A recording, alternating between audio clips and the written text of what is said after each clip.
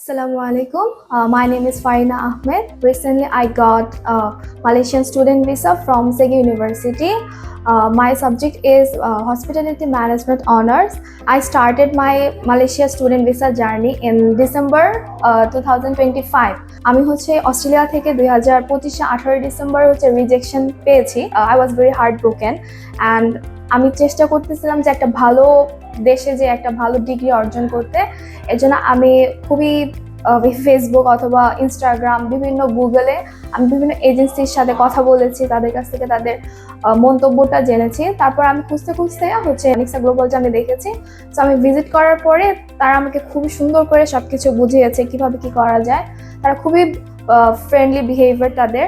তো আমি খুবই সারপ্রাইজ এবং হ্যাপি আছি তাদের বিহেভিয়ার এবং তাদের সার্ভিস নিয়ে।